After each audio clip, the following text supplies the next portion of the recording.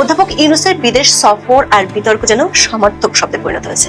নতুন নতুন বিতর্কের জন্ম না দিলে নোবেল বিজয়ীর বিদেশ সফরের যেন ষোলকলা পূর্ণই হতে চায় না। শেখ হাসিনা এই দেশের একজন ম্যান অব দ্য ম্যান, তার মতো আর এই দেশে কেউ হবেও না।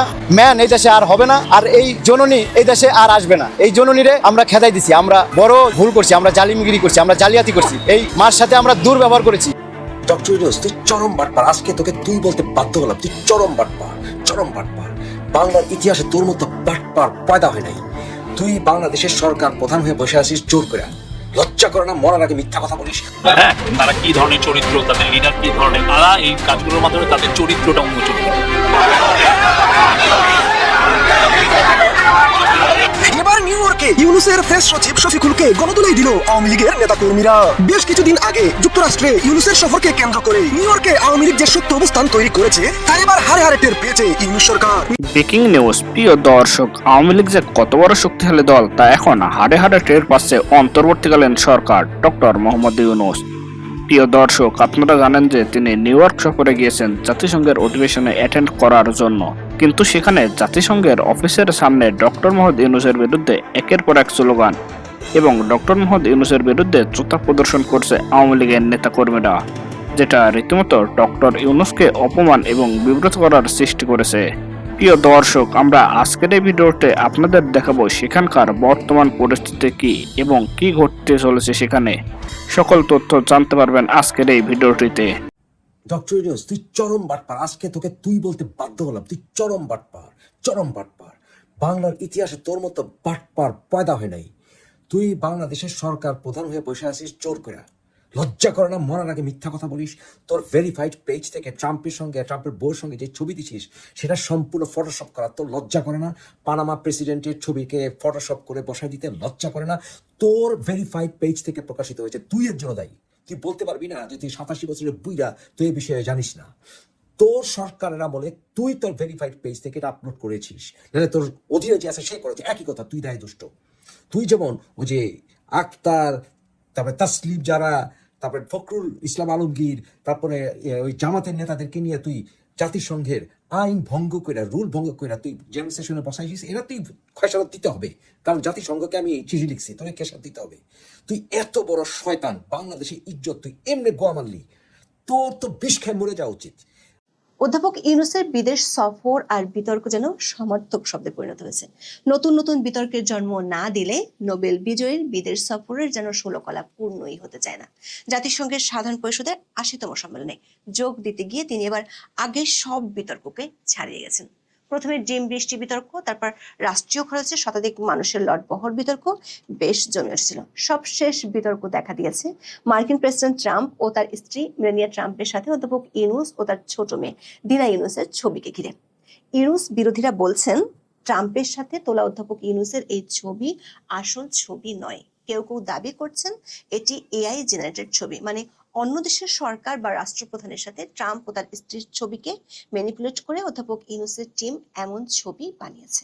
বিশেষ করে একই ফ্রেমে ও একই ভঙ্গিতে অনেক দেশের সরকার প্রধানের সাথে ছবি সামাজিক মাধ্যম ও গণমাধ্যমে ছড়িয়ে পড়ার পর এই বিতর্ক বেশ জমে উঠেছে। আবার ডক্টর ইউনূসের পক্ষের লোকজন টিপ্পনি কেটে বিরোধী শিবিরকে জবাব দিচ্ছে বিশ্বের অনেক দেশের সরকার ও রাষ্ট্রপ্রধান ট্রাম্পের সাথে এআই জেনারেটেড ছবি প্রকাশ করেছে।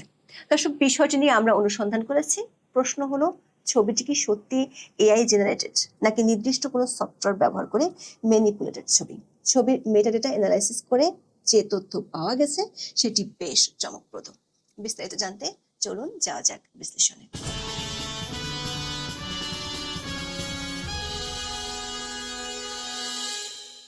নিজের পছন্দের 6 রাজনৈতিক সহ 104 জনের টিম নিয়ে 22শে সেপ্টেম্বর নিউ ইয়র্কে পৌঁছান অধ্যাপক ইউনূস। জন এফ কেনেডি বিমানবন্দরে কিংস পার্টি এনসিপির নেতা আক্তার হোসেনের উপর ডিম বৃষ্টি হামলা থেকে বিতর্ক শুরু হয়। এরপর 104 সদস্যের বিশাল লটবহর নিয়ে যাওয়া নিয়ে ওঠে প্রশ্ন। এই প্রশ্ন ওঠার যৌক্তিক কারণ হলো, জাতিসংঘের অধিবেশনে কোনো দেশের পক্ষে সর্বোচ্চ 7 জন অংশ নিতে পারে। জাতিসংঘের সাধারণ অধিবেশনে ডেলিগেটদের উপস্থিতি প্রসঙ্গে সংস্থাটির ওয়েবসাইটে উল্লেখ আছে, প্রতিটি প্রতিনিধি দলের 6টি আসন রয়েছে। পূর্ণ প্রতিনিধিদের জন্য 3টি টেবিল এবং তাদের বিকল্পদের জন্য ঠিক তাদের পেছনে রয়েছে আরো 3টি টেবিল। আরেকজন থাকেন প্রধান প্রতিনিধি, তিনি সাধারণত রাষ্ট্রপ্রধান বা সরকার প্রধান হয়ে থাকেন।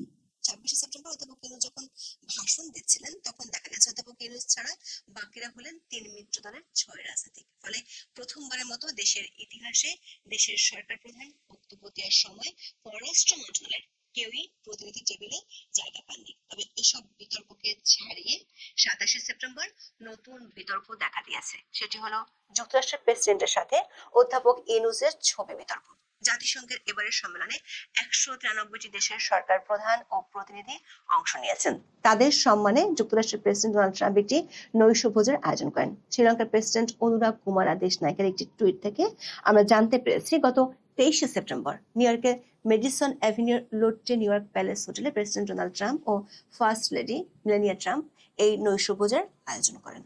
ইংরেজি সংবাদ মাধ্যম দ্য চুসান ডেইলির দেওয়া তথ্য থেকে জানা গেছে, ট্রাম্পের এই নৈশভোজে 145 জন বিদেশি নেতা অংশ নেন। তার মধ্যে অস্ট্রেলিয়ার প্রধানমন্ত্রী অ্যান্থনি আলবেনিস, জাপানের প্রধানমন্ত্রী ইশিবা সেইগেরু, স্পেনের রাজা ষষ্ঠ ফিলিপ, তুরস্কের প্রেসিডেন্ট এরদোগান, সিরিয়ার প্রেসিডেন্ট আহমেদ আল সারা উপস্থিত ছিলেন। ট্রাম্প নৈশভোজে পৌঁছান সন্ধ্যা 7:21 আর চলে যান 8:49। 24 সেপ্টেম্বর অধ্যাপক ইউনূসের দপ্তরের ফেসবুক পেজে জানানো হয়, ডক্টর ইউনূস ট্রাম্পের আমন্ত্রণে সেই নৈশভোজে অংশ নিয়েছিলেন।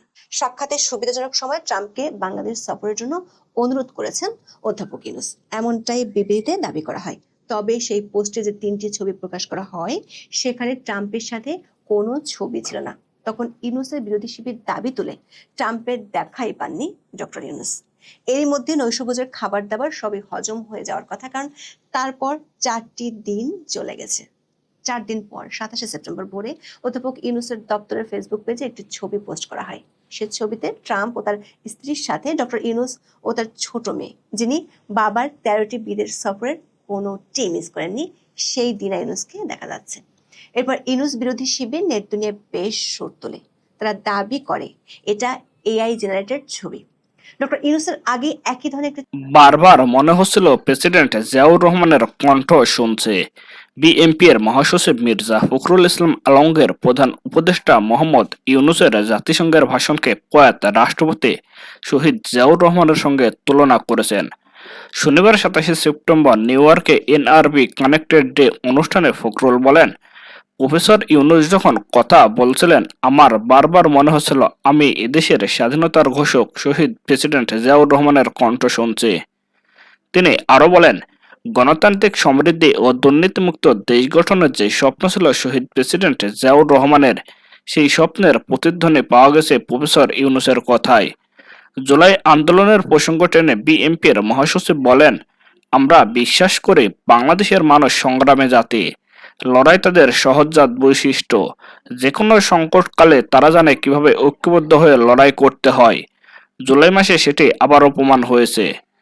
জাতিসংঘের 80তম অধিবেশনে উপলক্ষে নিউ ইয়র্ক সফরে প্রধান উপদেষ্টা মোহাম্মদ ইউনূসের সঙ্গে 6 জন রাজনৈতিক নেতা রয়েছেন। তাদের মধ্যে মির্জা ফখরুল ছাড়াও আছেন বিএনপির নেতা হুমায়ুন কবির, জামাতের ইসলামী নায়েবে আমির সৈয়দ আব্দুল্লাহ মোহাম্মদ তাহের, জামাত নেতা মোহাম্মদ নকিবুর রহমান, জাতীয় নাগরিক পার্টির এনসিপির সদস্য সচিব আক্তার হোসেন এবং এনসিপির প্রধান সিনিয়র যুগ্ম সদস্য সচিব ডক্টর তাসনিম জারা।